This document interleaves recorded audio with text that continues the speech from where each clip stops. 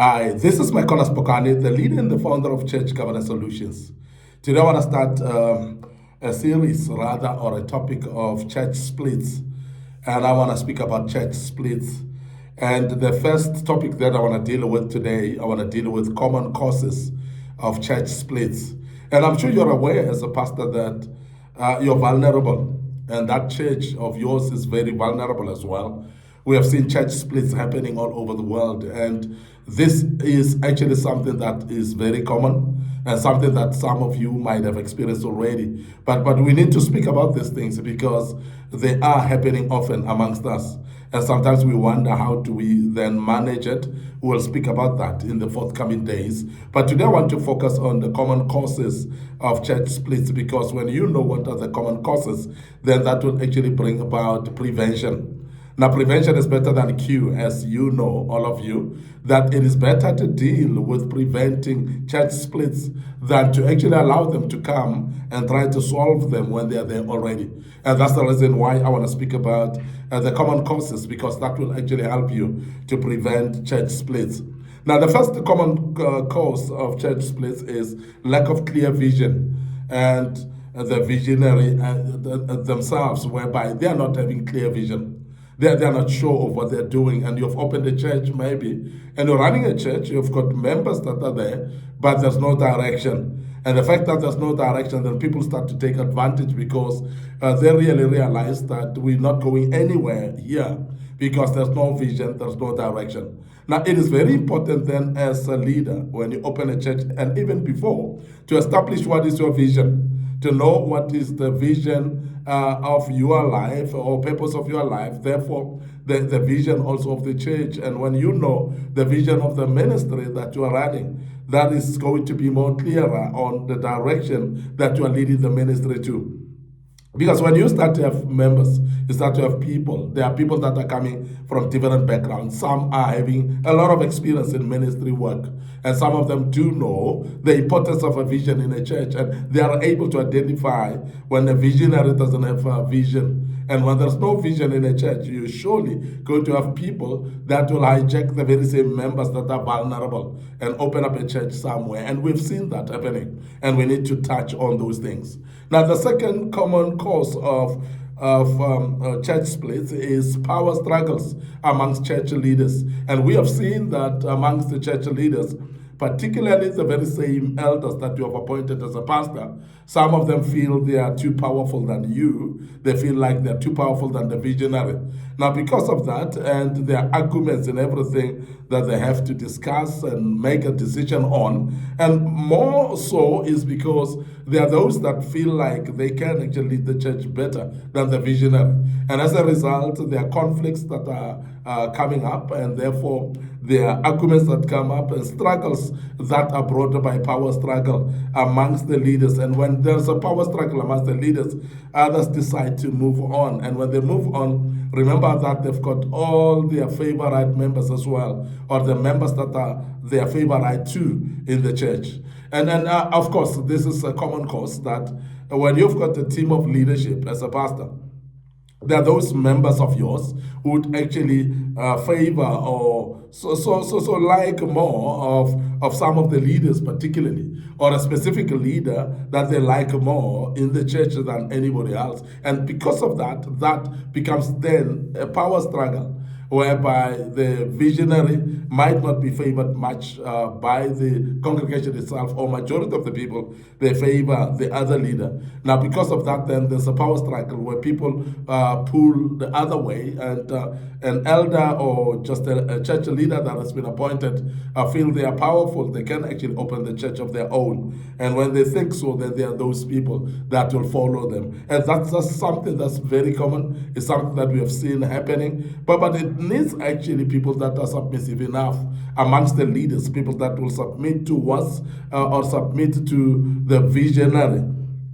Because when they submit fully to the visionary, they would actually not take glory, or they will actually not make as if the ministry is theirs. So you need people that are humble as leaders, people that know that they need to submit to leadership, they need to submit to the visionary himself or herself.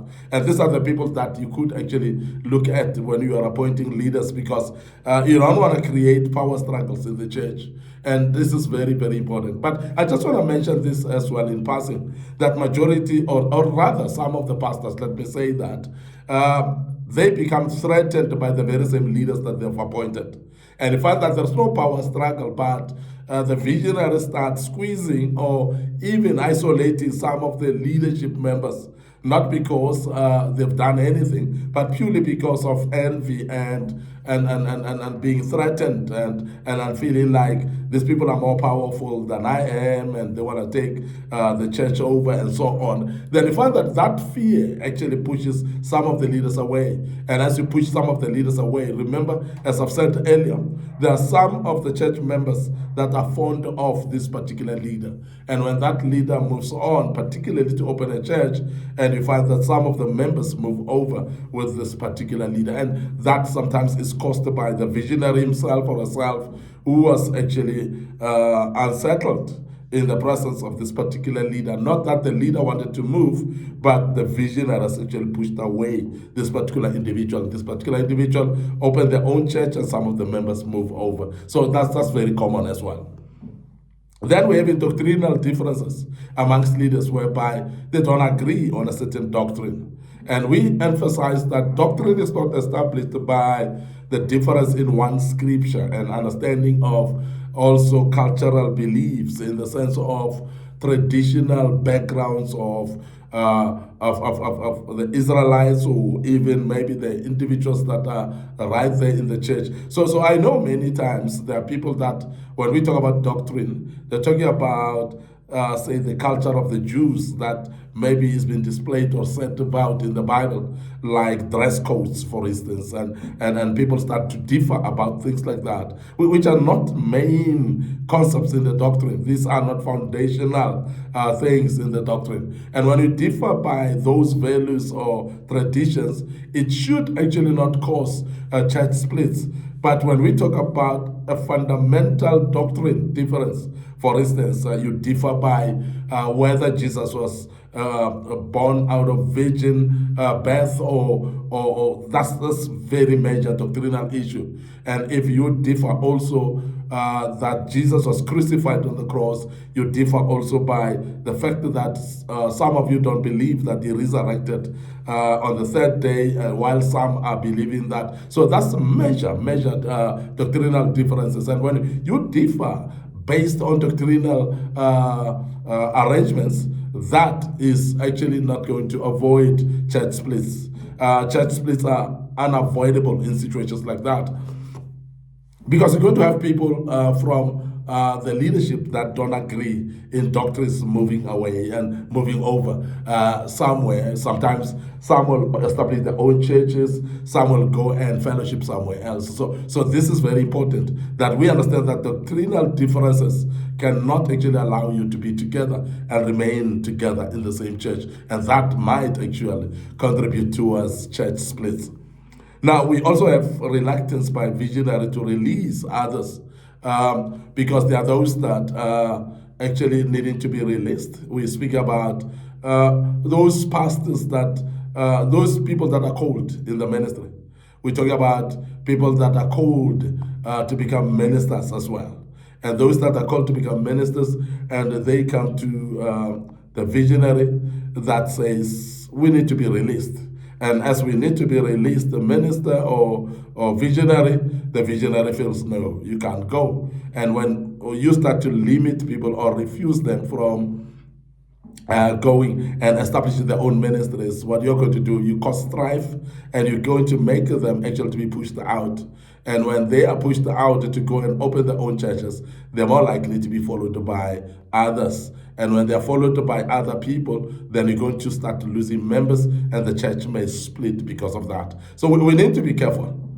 we need to be careful of how we treat each other as leaders as well in the church, because as the more we treat each other in a shabby manner or in a manner that is unrespectable, we're going to start to see church splits a bit more increased, and that's something that is very important for us to mention that.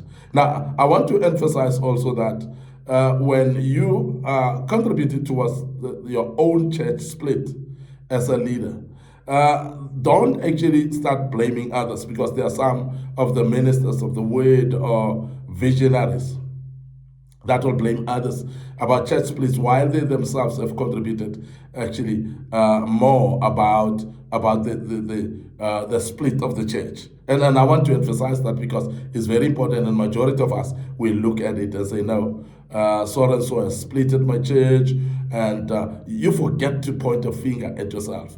It's very important that we actually learn to be able to point a finger at ourselves, because when you are not pointing fingers at yourself, you're not going to be able to grow, and you're not going to be able actually to be able to take accountability and responsibility and start focusing on growing the church better. Because when you're not actually seeing where the mistake is, you're not seeing where you contributed in the failure or the split of the church, you're not going to be able to fix it either. Now, I want us to understand that, and that's something that's very, very important, because there are many other church split reasons that we may not talk about right now. But I want you to be aware that church splits are caused by different things, and most of the time when they've been caused is actually something that becomes very, very major. And majority of the churches that have been split, they are actually difficult to rebuild.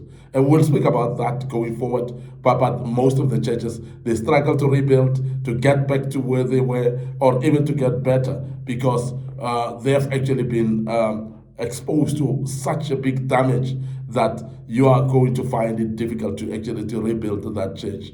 And I want to end up here today, your host, Micornus Phokane, the leader and the founder of church governance solutions. And I believe that you know that we're restoring godly order in the house of the orderly God right in this place. And we do that through kingdom principles. And I hope that you've learned quite a bit. And this is the reason why we say follow us on these social media platforms, our Facebook page, Church Governance Solutions, and my personal Facebook page is Micornus Phokane. And of course, it's very important to like and follow us on those platforms. Make sure that you follow us on a TikTok account as well, under Micornus Phokane, our Instagram under Micornus Phokane. But we do have a YouTube channel as well, and that is under Young Men Empowerment Forum. And our YouTube channel under Young Men Empowerment Forum is very popular. We would love to urge you to subscribe to the YouTube channel, and also click the notification button as well. This is very important, because what it does, it actually helps you to know when we've posted a video in future, and you are able actually to follow us on those platforms. And please go on to share these platforms with your loved ones. It could be your family members, it could be your colleagues at work, it could be your friends as well that might actually need to hear this material. And the good Lord will bless you as you do that, and allow us to check out right here until we meet again with another session about church splits. May the good Lord bless you, and cheers for now.